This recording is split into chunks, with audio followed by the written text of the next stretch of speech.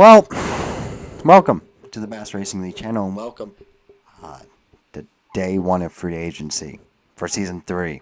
Yeah, I know, weird. If you want to know anything else about the Bass Racing League and stuff like that, it's on the Brian the Beast YouTube channel, but everything's going to be moving over here to the Bass Racing League YouTube channel.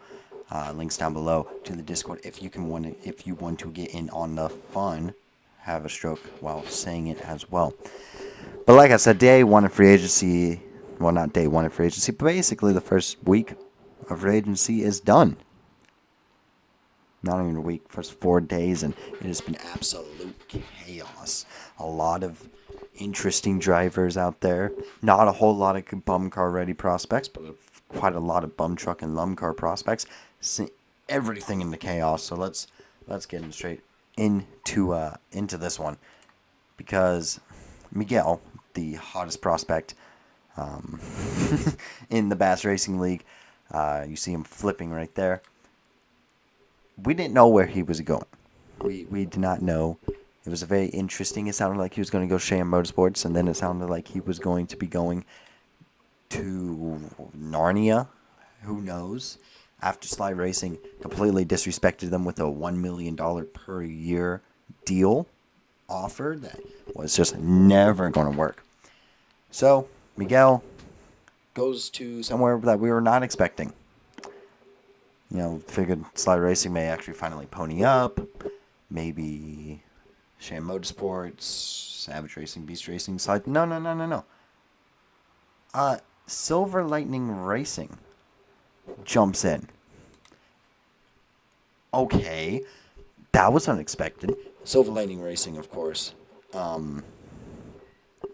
being one of those phony teams where you're like, oh, they're a good team, and then the not a good team. We always prop them up like they are a good team. Well, they've got their man. Miguel, looking at his stats right here, if I remember to put these stats right here, did brilliantly at his time of Sly Racing. Phenomenal. So, of course, he deserved to get paid. 4-year, $4 million per year. Holy crap. He got paid. And he deserves it too. Believe me, it's not a bad contract.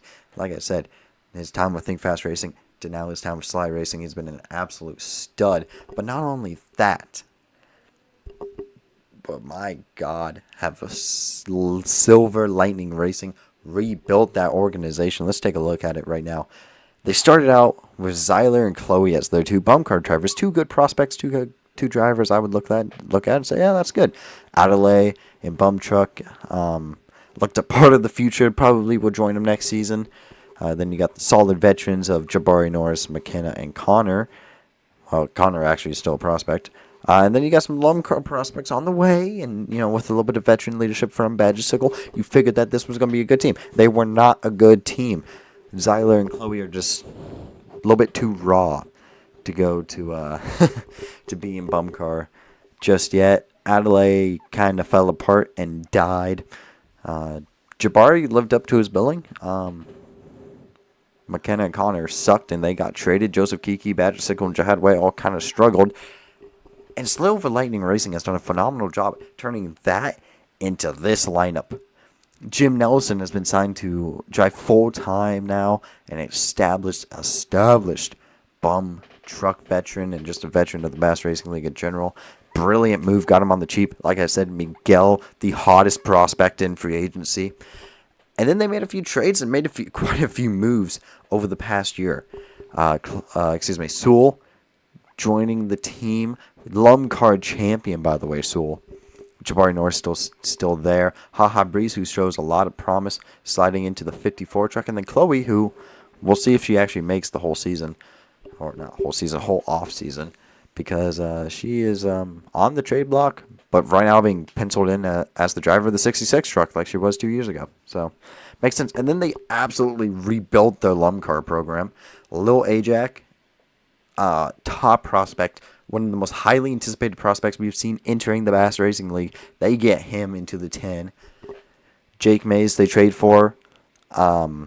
Isaac Lugo signed after he did a wonderful job filling in for Badger Sickle after he got hurt. And then Robert Chin, who they also traded for. Mind you, Sewell, Jake Mays, Robert Chin all came in a trade in which they traded with Beast Racing for Zyler. So you turn Zyler into those three drivers, quality drivers for Lumcar and Bum Truck. Love that move. You trade Connor and Jihad Way for Haha Breeze. Badger Sickle currently doesn't have a ride. We'll see where he ends up because we don't know. He's not penciled in for a seat, which is funny because he won a bum truck race last season at Charlotte, of all things. But like I said, phenomenal rebuilding. I think this is the year that Silver Lightning Racing will get. Will finally get the props and the actual results that they deserve. However, ladies and gentlemen, welcome to a new segment, or not new segment, but a usual segment that's going to happen quite regularly on this channel called Sly Racing Tomfoolery, where we just talk crap about Sly Racing. It's going to be one of my favorite segments of all time. So let's talk about them. What did Sly Racing do now? Well, they didn't re-sign Miguel. In fact, they lowballed him. Like I said, he got $4 million per year, and they only offered him $1 million. Was not a good look. So, Sly Racing comes into free agency. What do you think they're gonna do? Well, their solution is to sign Holden.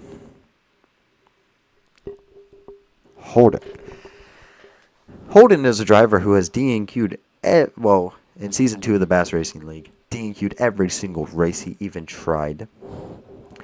Season 3, he went down to Lumcar, the lowest tier series, and actually made the races. He won a race at Talladega, and then somehow got into a bum car race at Coca-Cola Super Speedway, and won the race by sheer luck.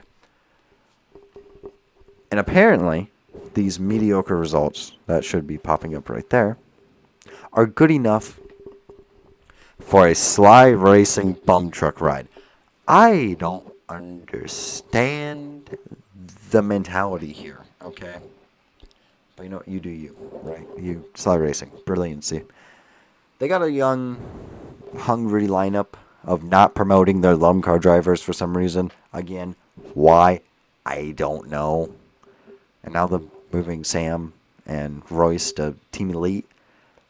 I well and truly don't understand what the game plan is here for Sly Racing, but of course Sly Racing Tomfoolery is going to be a regular on the channel because trust me, there's a lot of it. However, usually a team that you don't see do nearly as much tomfoolery is of course Beast Racing. Beast Racing last season won 5 of the 6 championships last season between the team and the drivers' championships, which is absurd. So, you would figure they would, come into the off season here and lock in. No, ladies and gentlemen, welcome to another probably will be usual segment, especially after this off season. Ladies and gentlemen, welcome to Failures of Days of Failures. Wow, I screwed that up. I made this card, I screwed it up. Days of Failures. A Beast Racing story. Because holy crap. Yeah, this offseason was not very good. My mouse is, what is my mouse doing? I don't know. Escape. Mouse, lock in. Thank you. Oh, no, I'm just going to close out of the tab. Even better. This was their free agency. Now you may be saying, Brian, they only got one driver.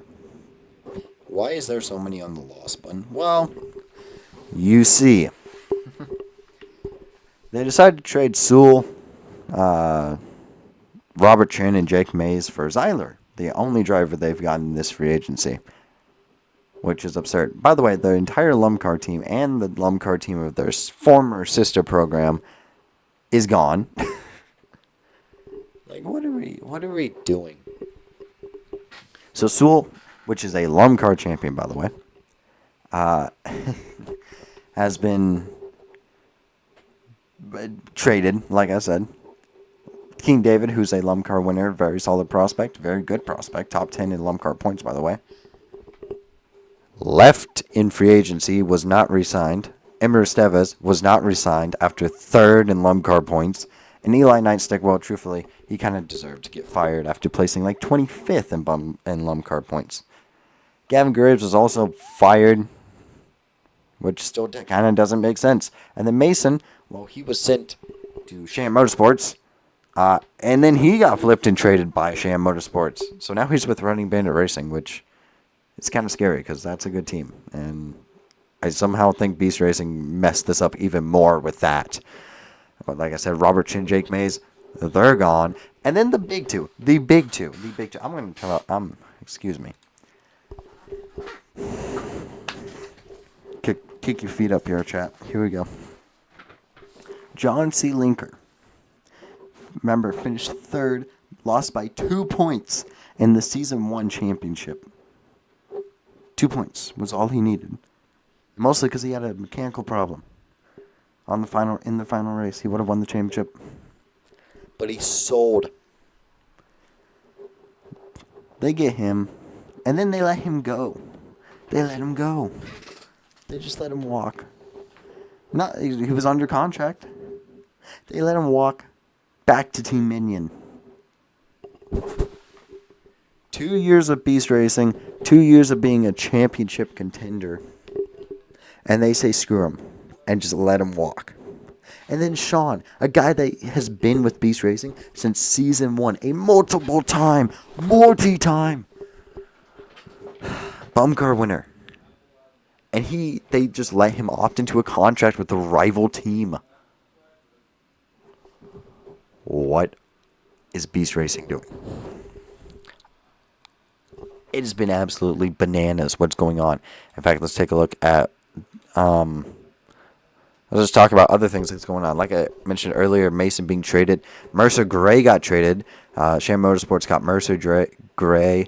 In return, Mason and Caleb went to Running Bandit Racing, which is, I think, a great trade for Running Bandit Racing.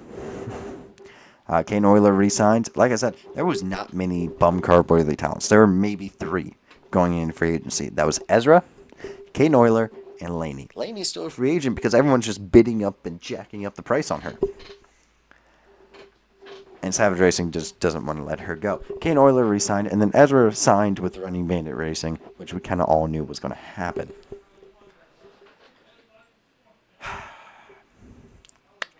Top prospects. Crazy stuff going on. Season 1 champion Mama Beast is back in Bumcar. Somehow Autumn got a full-time Lumcar deal. For what reason? I'm still trying to figure it out. There's a lot I don't understand. Okay? There's a lot. It's day 1 of free agency. First week of free agency. Everyone's getting aggressive. Everyone's trying to figure it out. Trying to make sure that they get the premium talent for their teams next season.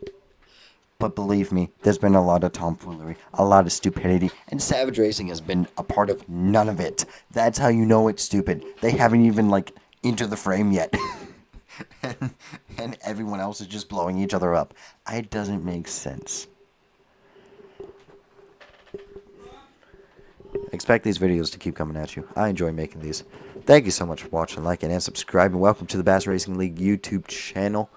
I'll leave a link down below to the Beast Racing channel, Brian the Beast channel, so you can look at the former races, past races, and whatnot. Everything else will be uploaded here on the Bass Racing League channel. Discord link down below if you want to join in on the tomfoolery.